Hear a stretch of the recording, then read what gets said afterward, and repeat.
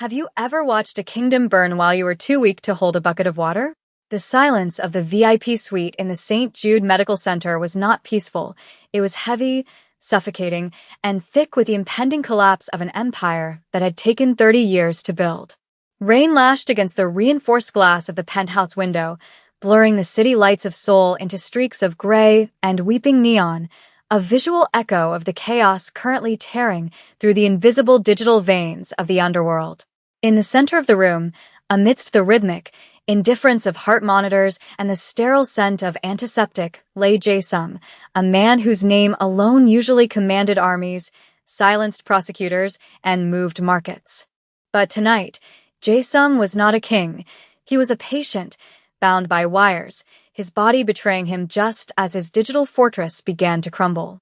On the bedside table, his encrypted smartphone vibrated incessantly, a glowing harbinger of doom that he physically could not reach. The screen flashed red, a silent scream indicating a level 5 breach. The firewall, which had cost millions to construct and was rumored to be impenetrable, was dissolving like sugar in hot water. Standing in the corner of the room, almost invisible against the shadows, was Brianna. She wore simple green nurse scrubs that seemed almost too bright for the somber atmosphere of the room, a splash of life in a chamber of imminent death. She was adjusting the dosage on a digital infusion pump, her movements precise, practiced, and calm. To the men who guarded the door outside, and perhaps even to Jae-sung himself in his semi-conscious state, she was part of the furniture, a functionary, a necessity, a background detail with no agency in the world of high-stakes power. But appearances are the most dangerous lies we tell ourselves. Brianna paused, her dark eyes shifting from the medical display to the vibrating phone on the table. She didn't flinch at the flashing red alerts. She studied them. There was a sharpness in her gaze that contradicted the submissive posture expected of her role. She saw the pattern of the notifications, the specific frequency of the vibration, and the terrified urgency of the device. She knew exactly what was happening, not because she was told, but because she recognized the anatomy of a digital slaughter. The room felt cold, but the heat coming from the servers miles away, servers currently being gutted of their secrets, would be enough to burn down a city. Jae-sung stirred, a groan of frustration escaping his lips as he tried to lift a hand heavy with sedation, his fingers twitching toward the phone that held his life's work. The vibration of the phone was a physical assault on Jae-sung's senses as he clawed his way back to full consciousness, the fog of anesthesia retreating only to be replaced by the sharp, jagged edges of panic. He was a man who lived by control of territory, control of information, control of fear, and now, strapped to a bed with the erratic arrhythmia, he possessed none of it. He gasped, his chest heaving against the leads of the EKG, the monitor spiking in a frantic staccato that mirrored the terror rising in his throat. He managed to turn his head, his eyes locking onto the glowing screen. The red protocol had failed. The realization hit him with the force of a bullet. The intricate web of blackmail, the ledgers of illicit trade, the identities of corrupt officials, and the location of safe houses were all being siphoned out. It wasn't just theft, it was an eviction. Someone wasn't just stealing his money, they were deleting his existence. He tried to sit up, a roar of command dying in his throat, emerging only as a ragged cough. The pain in his chest was a blinding white light, forcing him back against the pillows, sweat beading instantly on his forehead. Brianna moved before the monitor could trigger the station alarm. She was at his side in a single, fluid motion, her hand firm but gentle on his shoulder, pushing him back down. "You need to lie still," she said, her voice a low, measured contralto that cut through the panic in the room. It wasn't a request, it was an order, delivered with an authority that surprised him. Jae-sung looked up at her, really seeing her for the first time. He saw a black woman in green scrubs, her face composed, her expression unreadable, showing neither pity nor fear. "My phone," he rasped, the English feeling clumsy in his mouth, though he spoke it perfectly. "Give me." The phone. Brianna glanced at the device, which was now scrolling through lines of code, a terminal window open where a lock screen should have been. She didn't hand it to him. Instead, she checked his pulse, her fingers cool against his feverish skin. "Your heart rate is 160. If I give you that phone, You will go into cardiac arrest, and then it won't matter what's on the screen, she stated, her tone devoid of the trembling deference he was used to from hospital staff. Let it ring, Jae-sung stared at her, his eyes wide with disbelief and rage. You don't understand, he hissed, the monitor beeping faster. Everything is leaving. Brianna paused, her hand hovering over the 4-line. She looked him dead in the eye, the silence stretching between them. I know, she said softly. It's a lateral escalation attack. They aren't just taking the data, they're overriding the backups simultaneously. If you touch that phone, you trigger the final deletion. The door to the suite burst open, shattering the tense quiet. 3 men in soaking wet dark suits stormed in, bringing the smell of rain, ozone, and desperation with them. Leading them was Kyung-ho, Jae-sung's second-in-command and closest confidant, though at this moment, he looked like a man walking to the gallows. His usually immaculate hair was plastered to his forehead, and his eyes darted wildly around the room before landing on his boss. Sir. Kyung-ho choked out, ignoring the nurse completely as he rushed to the bedside, placing a sleek, silver laptop on the over-bed table. They bypassed the proxy. The kill switch isn't working. We're locked out of the mainframe. Every time we try to cut the connection, they mirror the server. The other 2 men stood by the door, hands hovering near their holsters, useless weapons against an enemy that existed in the ether. The laptop screen cast a harsh blue glow on Jae-sung's pale face as he stared at the cascading red text. Access denied. Access denied. Access denied. Brianna stepped back, retreating into the shadows near the window, but she did not leave. She watched the screen from a distance, her eyes narrowing as she tracked the flow of the code. The men were frantic, their fingers mashing keys, shouting commands into radios that only returned static. They were soldiers trying to fight a ghost. They understood violence, intimidation, and logistics, but they were drowning in a sea of algorithms. Cut the power to the server farm. Jae-sung commanded, his voice gaining strength from pure adrenaline. Burn it down if you have to. Kyung-ho shook his head, his hands trembling. We can't. The malware is embedded in the cooling system controls. If we cut power, the backup generators surge and fry the hard drives. We lose everything anyway. It's a trap, sir. They want us to pull the plug. The room plunged into a suffocating despair. The Empire was evaporating, second by second. From her vantage point, Brianna saw the specific syntax of the attack. It was elegant, vicious, and painfully familiar. She saw the crude attempts Kyung-ho was making to patch the breach, typing commands that were only accelerating the data loss. She adjusted her green scrubs, took a breath that expanded her ribs against the fabric, and made a choice. The anonymity of the nurse was safe, but the patient was dying, not medically but existentially. And Brianna had taken an oath to save lives, even if it meant revealing the life she had left behind. Stop typing. Brianna's voice rang out, clear and sharp, cutting through the chaotic shouting of the men. The room froze. Kyung-ho spun around, his face twisting in confusion and anger, as if a chair had suddenly started speaking. Get out, he snapped, dismissing her with a wave of his hand. This is private. Leave. Now, he turned back to the screen, his finger hovering over the Enter key. If you press that, Brianna continued, stepping out of the shadows and walking toward the bed with a stride that was entirely military, you will execute the embedded script and send your entire encrypted ledger directly to Interpol. It's a bait command. Jae-sung looked at her, really looked at her, his eyes narrowing. The monitor behind him beeped steadily, his heart rate dropping slightly as curiosity overrode panic. Who are you? He asked, his voice low. Brianna didn't answer him directly. She walked past the armed guards who were too stunned to stop her, and stood next to Kyung-ho. She didn't look like a nurse anymore.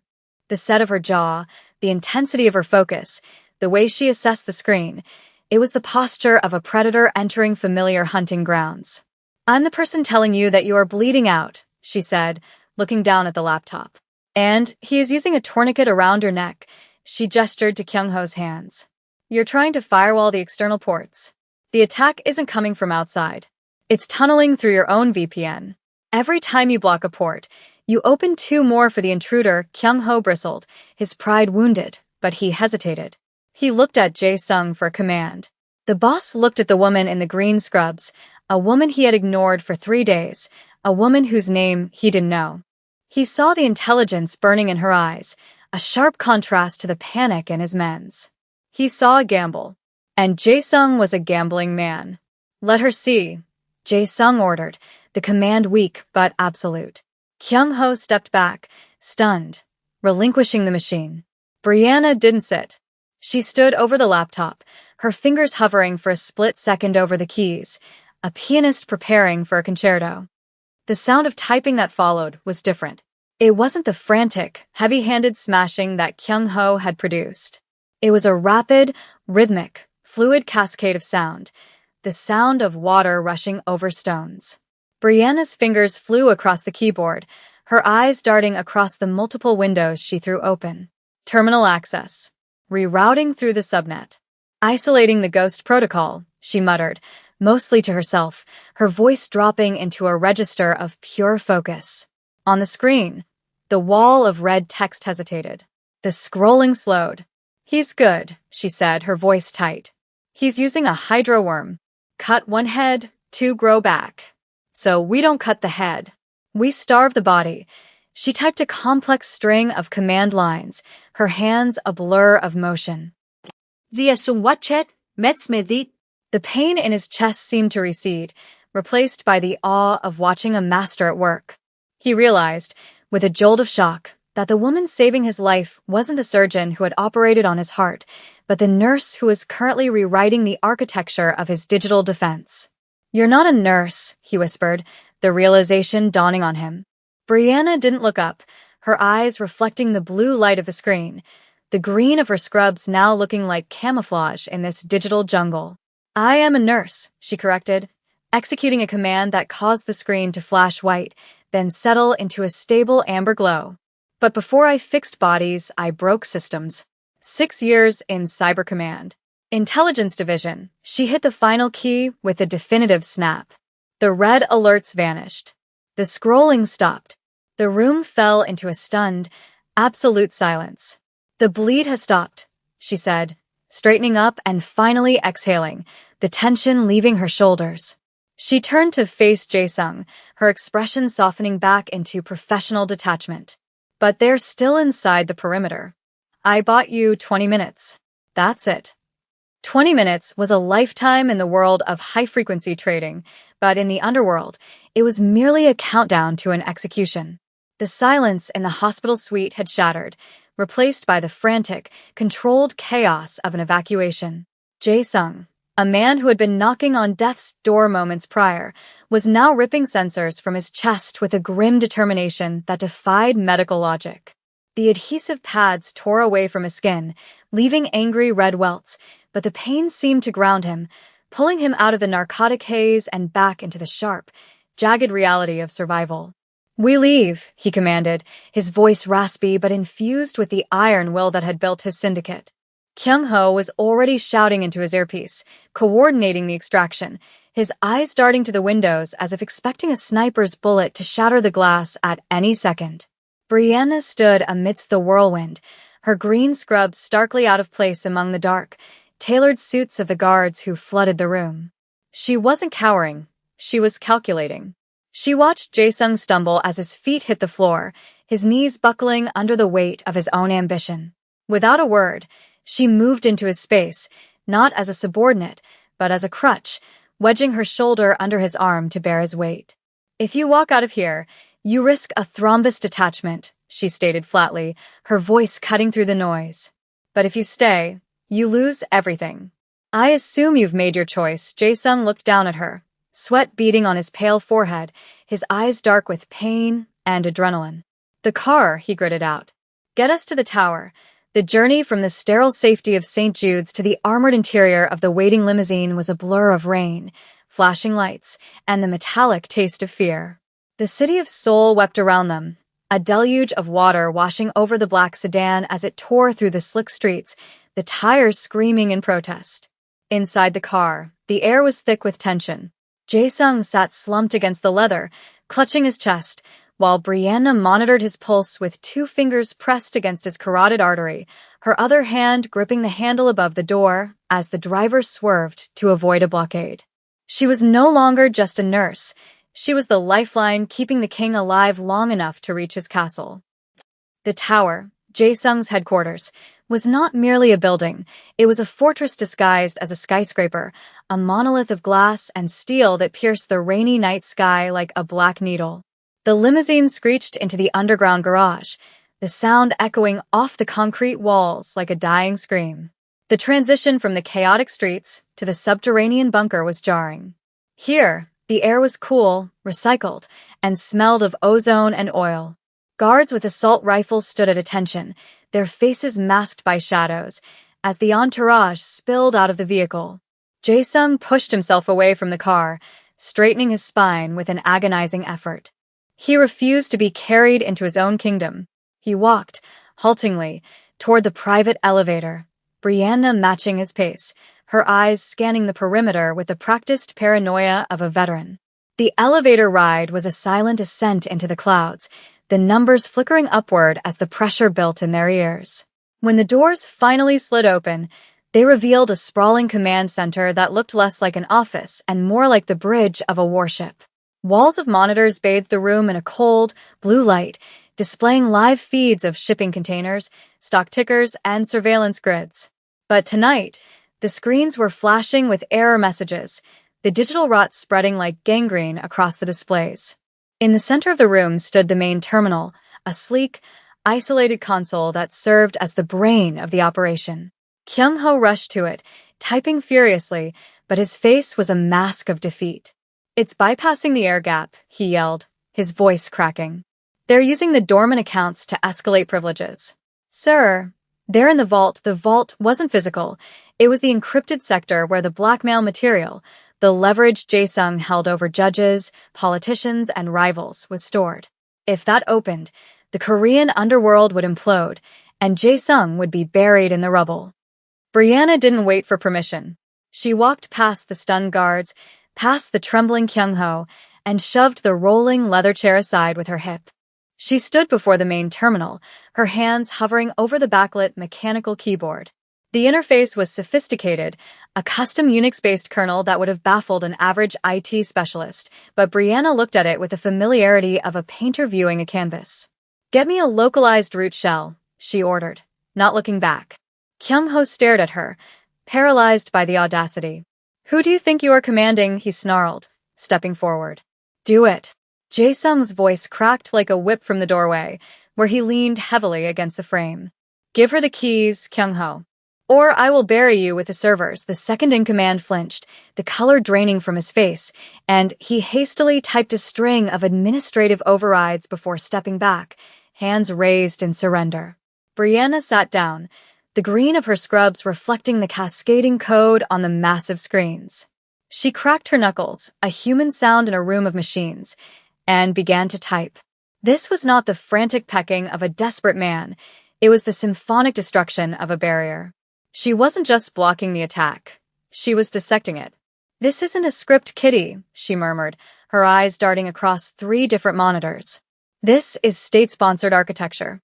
Someone paid a lot of money for this weapon." She executed a command, and the room plunged into darkness for a heartbeat, the screens flickering out before roaring back to life in a harsh, amber monochrome.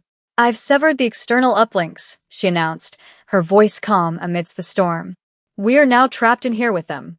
It's a cage match. No data goes out, but nothing comes in to help us either." The atmosphere in the room shifted from panic to a suffocating suspense.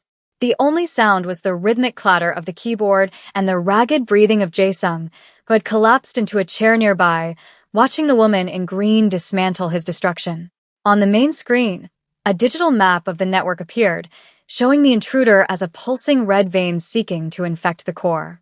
Brianna was the blue wall, constantly shifting, parrying, and redirecting the flow. "They're adapting," she said, her brow furrowing. "They've realized the connection is cut. They're initializing a logic bomb. If they can't steal it, they'll wipe it." The red vein on the screen expanded, branching out like lightning. Kyung-ho, I need you to manually override the cooling fans on racks 4 through 8, Brianna commanded, her fingers never leaving the keys. Create a thermal throttle. Slow down the processor's speed. Kyung-ho hesitated only for a fraction of a second before sprinting toward the server room door. The hierarchy had dissolved. Competence was the new currency, and Brianna was the richest person in the room. Why are you doing this? Jae-sung asked quietly, the question hanging heavy in the cool air. He watched her profile, illuminated by the amber glow. She was saving a monster, and she knew it. Because I took an oath to preserve life, she said, her eyes locked on the code. And right now your life is tied to this machine. If this system dies, the people coming for you won't leave witnesses.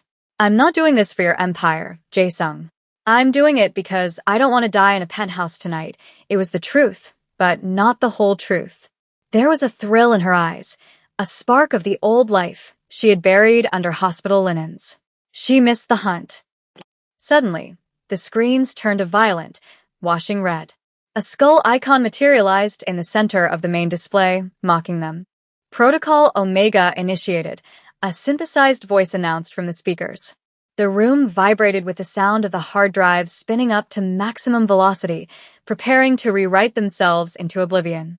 It's over, one of the guards whispered, lowering his weapon. Jae-sung closed his eyes, accepting the end.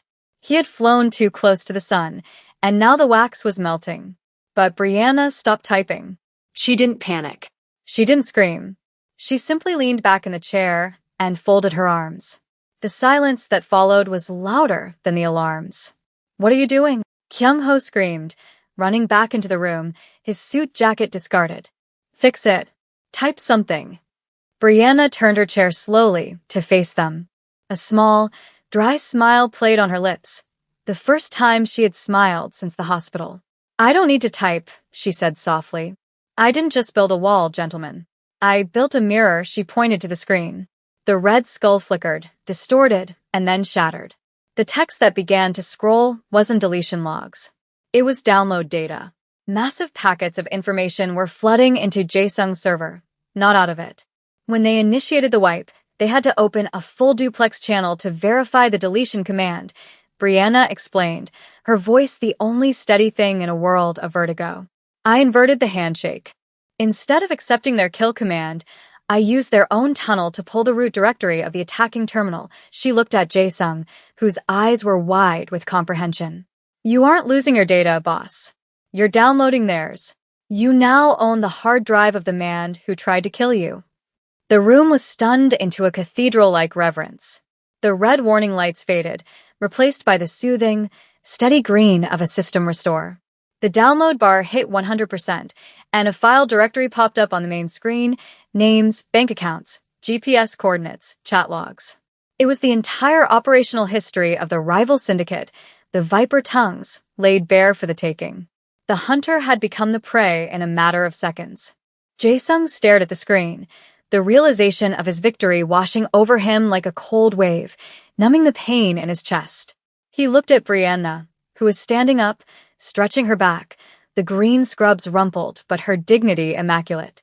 She looked tired, the adrenaline fading to reveal the exhaustion of a double shift followed by cyber warfare. She walked over to the window, looking out at the rain-soaked city that was no longer burning, but waiting to be reconquered. Jae-sung stood up, ignoring the protest of his body, and walked to her. He didn't stand as a king addressing a servant. He stood as a man acknowledging an equal. You have access to anything you want, he said, his voice low, intimate in the vastness of the room. Money, protection, a new identity. Anything. Brianna looked at him, her reflection ghosting over the glass against the city lights. She saw the power he held, the violence he represented, but she also saw the vulnerability she had exposed. I want to go back to my shift, she said simply, though they both knew that life was gone. But first, she turned, her eyes locking with his, you're going to let me check your blood pressure. You're still my patient, and your heart rate is unacceptable. The Mafia boss, the man who had just crushed his enemies with a keystroke he didn't press, nodded slowly, submitting to the one authority in the room that actually mattered.